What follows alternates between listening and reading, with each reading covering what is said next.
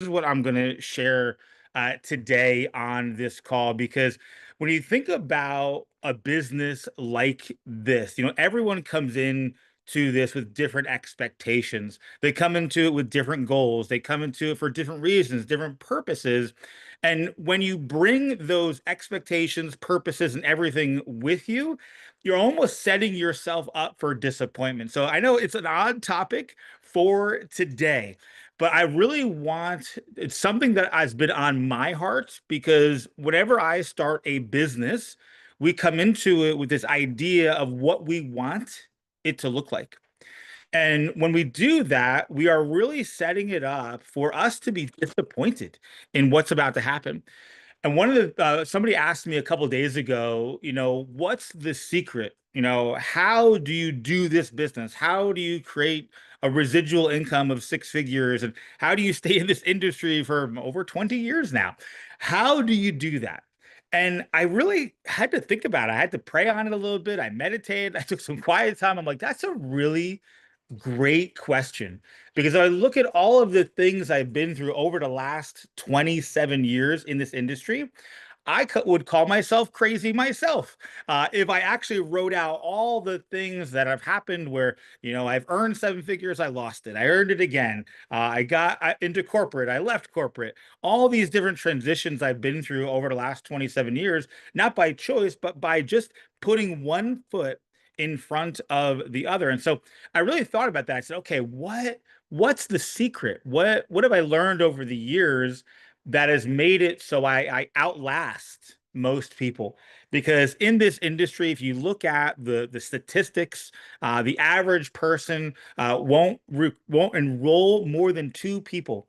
So if you've enrolled more than two people in your business, you are way above average. If you've enrolled 10 people, oh my gosh, you are a rock star. If you've enrolled 20, I mean, you're in a league of your own. And I know we have people that we've talked to all the time that they've enrolled 20 people and they're like, oh my gosh, nothing's happening, nothing's working. And it's not about it working right now. It's about taking the next step. And so again, I thought about this hard. I went, okay, what is it? What what has caused me to go, no, I'm not done. I'm not going to quit. I'm going to do it again. Because doing it again was never the choice. If my choice was I'd stay with one thing and stick with it forever, but for whatever reason, I had to move on to the next thing. And so why? Why did I keep going? Why did I keep starting over? And the only word that comes to mind is open. I think a lot of people, whatever industry you're in, whatever profession, whatever you're doing, I think people are really in a closed-minded place where like if this doesn't work, nothing will. Or if I'm in something and I don't like something, that means it doesn't work. Or I saw people leave a company and go to this company, or I saw this, or I saw that. This doesn't work. That's a closed-minded attitude. I think the other thing that I've been able to, I don't know if this is a skill set or something that is negative. I'm not really sure yet. We'll see how it all comes out in the wash, as they say. But I don't have a good memory. I don't remember certain things because I always want people to be able to come back into my life. And so while there have been times when bridges have been burned and people have been mean to me, or they've stolen from me, or they've said horrible things about me and lies and rumors and whatever was said, I could easily go, I'm grudging. I'll never work with that person again. Oh my gosh, they're a horrible person. I could never do this. But this whole thing of me having not a great memory and being open makes it so when I do interact with somebody that maybe in the past has done wrong or had a bad negative experience with them, I'm always open. And the same comes true when anybody asks, hey, can you take a look at my business?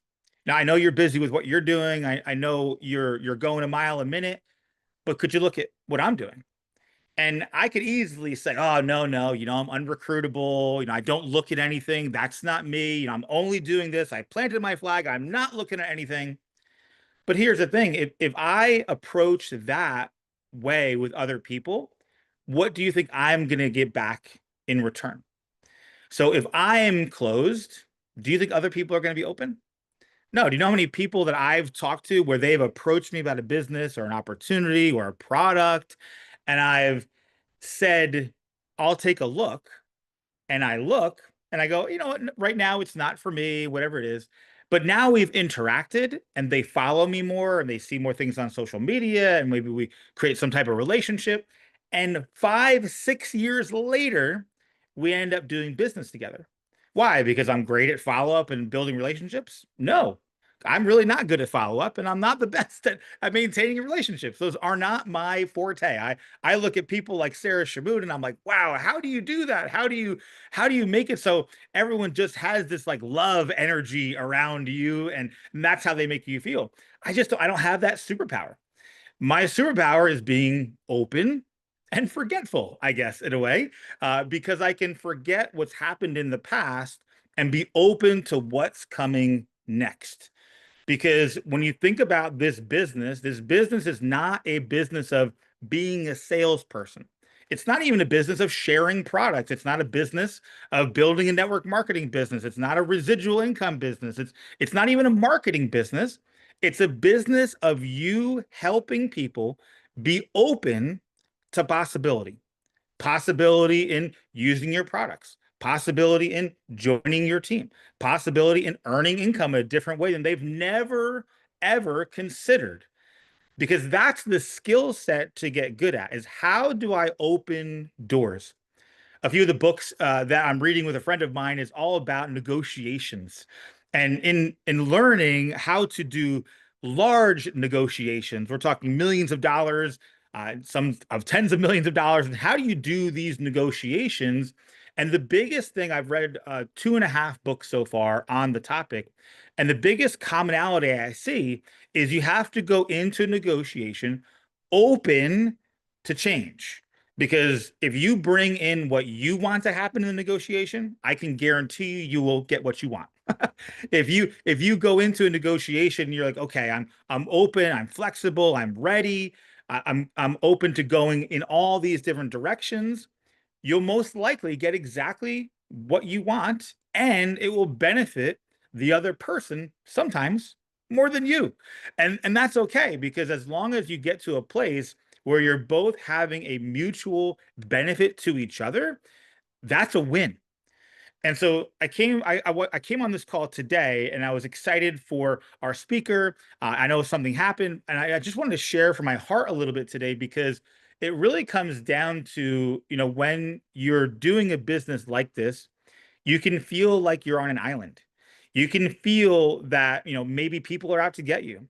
Maybe people don't want to join you, or maybe this isn't right for you.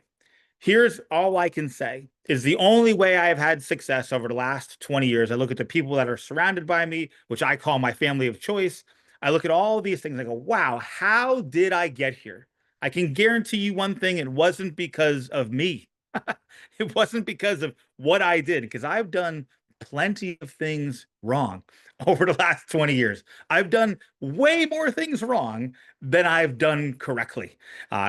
To me and to other people. But what I've been able to do is I've been able to keep an open mind and I've been able to forget what's happened in the past and move on because I really want to be in a place where we're empowering others to be open.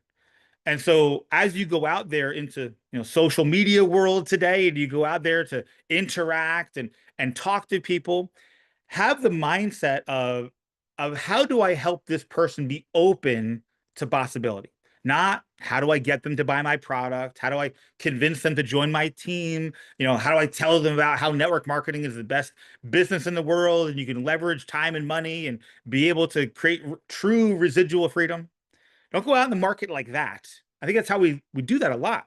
If I go look at social media right now, you've got a lot of people talking about a lot of different things, when in reality, the whole goal here is how do I open a conversation? And that might have nothing to do with posting about your coffee today. It might be being vulnerable and creating conversations with people. I did a quite a vulnerable post the other day, and it blew up. And it wasn't, I didn't intend, I didn't go, ooh, let me make a post that will go viral. I don't make posts like that. I go and make posts and I go, what will open conversations potentially with people? I don't know, maybe this will. Maybe if I share this, that it'll open a conversation where we can actually have some type of interaction and go, okay, where do we go from here? Might it be go into business together? Might it be maybe share a product with you? Might it be, have a friendship with you? I don't know, because I have been a culprit, I guess if you call it. I have been the person in the past that I've seen people, because I'm naturally introverted, so it doesn't come naturally for me to interact with people. But what I used to do in the past is I saw people as pieces on a game. That's I'm being very honest and truthful with you today. Uh, I saw them as pieces on a game, and I said, okay, if I help the pieces move around, I can help them win the game. That's how I saw it, and it made it, because I'm a very logical person in how I interact with relationships. That's how I used to be. Used to, move pieces around the board. Now I don't look to move other pieces. I move me, because that's the uncomfortable part. The uncomfortable part for an introvert is for me to move towards someone versus trying to move the pieces around me. Because that's what I used to do. Move them around and go, okay, I'll put this person here and that person there, and this will happen and that'll happen, and all these different things. It's one of the reasons I really love compensation plans, because it has all these moving pieces. And if you do the pieces correctly, you win the game. It's really that easy. And so now I really look and I focus on, what can I do? How can I be open? How can I forget the past? How can I forgive people? Because I think forgive and forget, they're very synonymous with each other. And sometimes we need to do a little bit of both with people that are coming into our life, because whether we want somebody in our life, there's a reason that they're there, or there's a reason they're coming back. Because I've had, things 5, 6, 7 years ago where I considered them friends come back into my life and go, oh man, not this person. There's a reason that person's back. I might have no clue why they're back at the moment, but I have to be open, because if I'm closed and I go back to that time when I was hurt by that person, or whatever happened back then, I'm gonna stay in the past.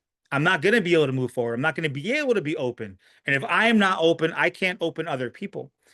And so as you go into the world today, we're gonna, shut this down here in a couple minutes, close it down. But as you go into the world today, go, how can I open people? How can I present possibilities? How can I show somebody another way, another potential of doing something, not to close them, not to sell them, not to recruit them, not to build a business with them, but how do I just keep them open? Because when I talk to somebody and I'm prospecting them, there needs to be a new word for prospecting, because I don't feel I'm prospecting people, even though it has a good correlation to gold and finding in a mine and stuff like that. There needs to be another word for prospecting for what we do, because I invest a lot of time in people because I'm open to seeing where it goes next. That's really my goal. My goal is not, okay, are you ready right now? Are you ready? Are you ready? And I think a lot of people in network marketing, when they're talking to somebody, in the back of their brain, they're going, are you ready now? Are you ready now? Well, how about now? You ready? Ready? Ready? Ready? Ready? Instead of going, okay, next step. I'm open. Whatever the outcome is, it doesn't really matter, because I know if I put my heart into someone and I get them to open up to possibilities of, like, well, what if it could be like this? My one of my mentors for many years, Tony Robbins, was has implanted a lot of things in my brain, and sometimes they come out and sometimes they don't. But one thing that is very prevalent in the frontal area of my cortex, when people go, I don't think that's a good idea, or I can't do that. And I go, well, I totally understand how you feel. What if you could? What would it feel like if you did do it? what's the result of that? How does it make you feel knowing that you did it? And I understand right now you don't think you could, but what would it be like if you would take that next step? And it's always about putting yourself in a place that you're open and you're not really remembering the past.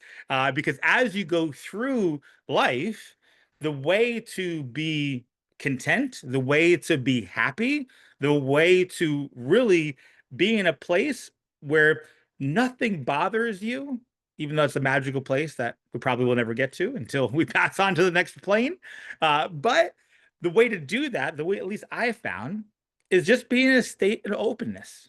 Have an open heart, have an open mind, have an open body, be open to possibilities of what could potentially happen by you moving forward versus like what I used to do, where I used to move the pieces around and try to make it all work and figure it out and have strategy. And while we still have strategy, we still talk about things, but it really comes down to, okay, how do I move to the next step?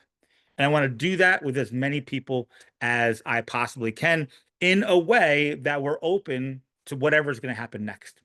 So that's my message for you today. I promise we will get our guest speaker on next time. But I just wanted to share, kind of where my heart was today. Maybe that impacted you in some way, that you can move into the world today and go, okay, well, my goal today is not to go recruit, put numbers on the board, whatever it is.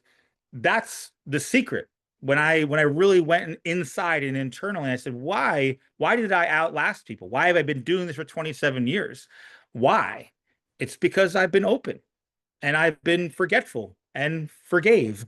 And I mix those together, and it creates a multiple six-figure, seven-figure income very quickly. But that's the biggest challenge, I think, as we close this down, is that people come into this industry, they go, okay, I'm going to get better skills. I'm going to learn the scripts. I'm going to find out what Brooke is doing. I'm going to find out what Shanna's doing. I'm going to find out what all these people, how they're having success, and I'm going to copy them. Well, you can't copy them. That's not how it works. You need to get to a place where people see a light and they're attracted to it and they want to be around it. And the only way to do that is to be open and have forgiveness literally every second of the day. So when things come up and you go, oh man, not this again, go, wait a minute. Am I open? Am I forgiving? Or am I closed and holding on to what's happened in the past? So with that, thank you so much for having this time with me this morning. And we will have our guest on at another time. We'll reschedule him and it'll be all good. And you'll be able to hear from him as well. So have a wonderful, wonderful day. Make it a blessed one. And we'll see you on the next AM Power. Bye for now.